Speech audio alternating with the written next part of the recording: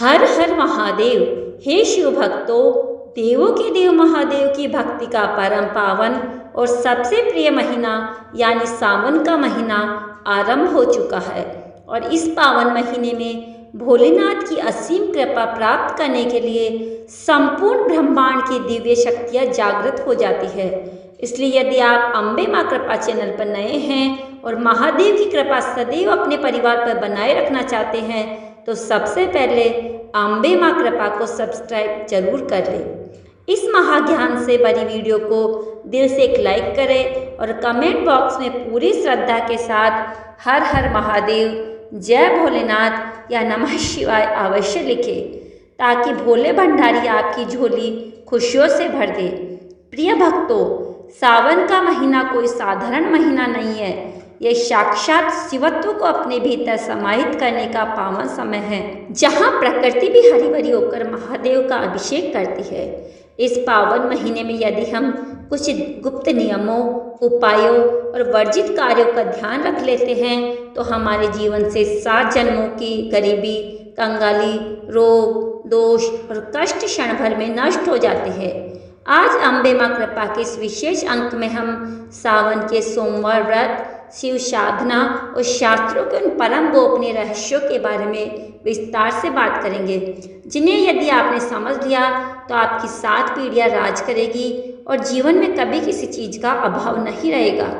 सबसे पहले हम बात करते हैं उस परम गोपनीय और दिव्य रहस्य की, जिसका पालन सावन सोमवार के व्रत में प्रत्येक सुहागन महिला को अवश्य करना चाहिए। शास्त्रों और प्राचीन शिव पुराण में वर्णित है कि सावन सोमवार के व्रत के दौरान सुहागन महिलाओं को पारण के समय या व्रत के दिन एक बेहद गुप्त चीज जरूर खा लेनी चाहिए, और वह दिव्य चीज है माँ पार्वती के चरणों में अर्पित किया गया सिंदूर या प्रसाद स्वरूप मिला हुआ मखाना और मिश्री, जिसे केसर के साथ ग्रहण किया जाता है।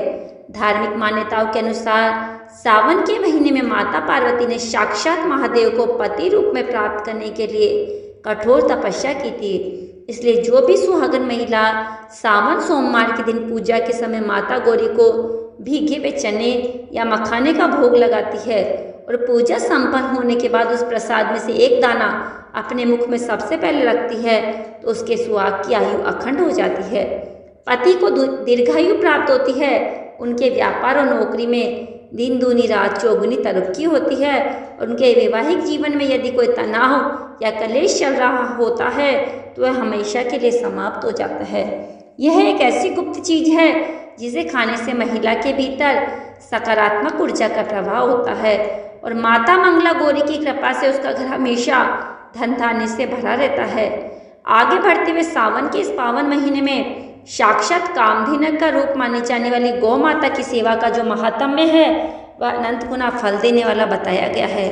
शास्त्रों में स्पष्ट निर्देश है कि सावन के पूरे महीने में किसी भी एक दिन या विशेष रूप से सावन के सोमवार के दिन आपको गौ माता को एक अत्यंत विशेष और जादुई चीज जरूर खिलानी चाहिए, और वह चीज है एक आटे की लोई जिसमें थोड़ा सा शुद्ध गाय का घी, एक चुटकी हल्दी, थोड़े से काले तिल और थोड़ा सा गुड़ मिलाकर तैयार किया गया हो। सावन के महीने में जब हरी घास की प्रचुरता होती है, परंतु जब आप अपने हाथों से हल्दी और गुड़ युक्त आटे की लोई गौ माता को खिलाते हैं तो आपके ऊपर से भयंकर पितृदोष, राहु केतु के अशुभ प्रभाव और कुंडली के समस्त नवग्रह दोष तत्काल प्रभाव से शांत हो जाते हैं, क्योंकि गाय माता के भीतर 33 कोटि देवी देवताओं का वास होता है। और जब सावन में महादेव की प्रिय गौ माता तृप्त होती है तो साक्षात शिव जी प्रसन्न होकर आपके जीवन के सारे अवरुद्ध रास्ते खोल देते हैं। आपके व्यापार में अटके हुए पैसे वापस मिल जाते हैं और घर में संतानों की उन्नति के मार्ग प्रशस्त हो जाते हैं। प्रिय भक्तों, अब हम आपको उन 5 भयंकर गलतियों के बारे में बताने जा रहे हैं जिन्हें सावन के महीने में भूलकर भी किसी भी मनुष्य को नहीं करना चाहिए, अन्यथा महादेव का भयंकर क्रोध झेलना पड़ सकता है। पहले सबसे बड़ी गलती है सावन के महीने में शरीर पर तेल लगाना, क्योंकि शास्त्रों में सावन के दौरान तेल मालिश को पूरी तरह वर्जित माना गया है। यह शरीर की सात्विकता को नष्ट करता है। दूसरी सबसे बड़ी गलती है दिन के समय सोना, क्योंकि सावन का महीना निरंतर शिव नाम जप और साधना को होता है। इस पावन समय में आलस्य करना और दिन में शयन करना साक्षात गरीबी को आमंत्रण देने जैसा है। तीसरी गलती है कांसे या स्टील के बर्तनों में भगवान शिव का अभिषेक करना या तांबे के पात्र से दूध चढ़ाना। ध्यान रहे कि तांबे के लोटे में कभी भी दूध नहीं डालना चाहिए, क्योंकि तांबे के संपर्क में आते ही दूध विष के समान हो जाता है। इसलिए हमेशा शिव जी पर दूध चढ़ाने के लिए पीतल या मिट्टी के पात्र का प्रयोग करें। चौथी बड़ी गलती है किसी भी असहाय, निर्धन, बुजुर्ग, साधु संत या गौ माता का अपमान करना या उन्हें अपने द्वार से भूखा लौटाना, क्योंकि सावन में महादेव किसी भी रूप में आपकी परीक्षा लेने आ सकते हैं। पांचवी और सबसे भयानक गलती है घर के भीतर या आसपास गंदगी रखना और कटु वस्तुओं का प्रयोग करना, क्योंकि जहाँ कलेश और गंदगी होती है वहाँ से माता लक्ष्मी हमेशा के लिए रुष्ट होकर चली जाती है। अब हम उस परम कल्याणकारी और चमत्कारिक उपाय की चर्चा करेंगे जो आपकी सोई हुई किस्मत को चमका सकता है। सावन के महीने में जब आप शिवालय जाएं और पूरी श्रद्धा से शिवलिंग का जलाभिषेक करें, तो पूजा संपन्न होने के बाद शिवलिंग से एक अत्यंत गुप्त चीज जरूर चुपके से अपने घर उठा ले आए, और वह दिव्य चीज है शिवलिंग पर चढ़ा हुआ एक अखंडित बिना टूटा हुआ बेलपत्र या शिवलिंग के स्पर्श से अभिमंत्रित किया गया जल। जब आप पूजा के बाद महादेव से आदरपूर्वक प्रार्थना करके उस चढ़े हुए बेलपत्र को अपने आंचल या हाथ में लेकर घर आते हैं, उसे अपनी तिजोरी या धन रखने वाले स्थान में रख देते हैं, तो कुबेर देव की कृपा से आपकी तिजोरी कभी खाली नहीं होती। इसी प्रकार यदि आप शिवलिंग से थोड़ा सा अभिमंत्रित जल लाकर पूरे घर में उसका छिड़काव करते हैं, तो घर की समस्त नकारात्मक शक्तियाँ और बीमारियाँ तुरंत घर की चौखट छोड़ देती है। प्रिय भक्तों, सावन के महीने में खान पान को लेकर भी सनातन शास्त्रों में अत्यंत कड़े नियम बनाए गए हैं। सावन में तुलसी के पत्ते या पंचामृत का नियमित सेवन शरीर को निरोगी रखता है, परंतु इसके विपरीत सावन के महीने में 5 ऐसी सब्जियां और चीज़ें हैं जिन्हें घर में कभी नहीं बनाना चाहिए और न ही खाना चाहिए।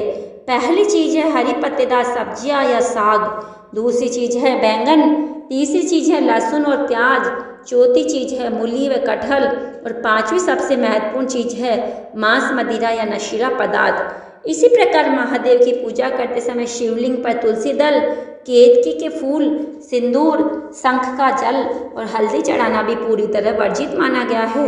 सुहागन महिलाओं को सावन के महीने में कभी भी अपने बाल खुले रखकर नहीं घूमना चाहिए और न ही काले रंग के वस्त्र धारण करने चाहिए। इसके बजाय कलाई में हरी चूड़ियाँ और पैरों में आलता या मेहंदी जरूर लगानी चाहिए। इसके अतिरिक्त सावन के महीने में संध्या काल के समय किसी बाहरी व्यक्ति को दूध, दही, नमक, अपने घर की झाड़ू या पहनी हुई सौभाग्य की वस्तुएं उधार में नहीं देनी चाहिए, अन्यथा घर की बरकत चली जाती है। प्रदोष काल में शिवलिंग पर जल, काले तिल और गंगा जल अर्पित करने से बड़े से बड़े आर्थिक संकट भी दूर हो जाते हैं, और सावन शिवरात्रि पर महामृत्युंजय मंत्र का निरंतर जाप असाध्य रोगों से मुक्ति दिलाता है। इसलिए अम्बे माँ कृपा के इन सनातन नियमों को अपने जीवन में अपनाएं। अम्बे माँ कृपा को सब्सक्राइब करें, इस ज्ञानवर्धक वीडियो को अधिक से अधिक शेयर करें और कमेंट बॉक्स में पूरी श्रद्धा से हर हर महादेव लिखना ना भूलें।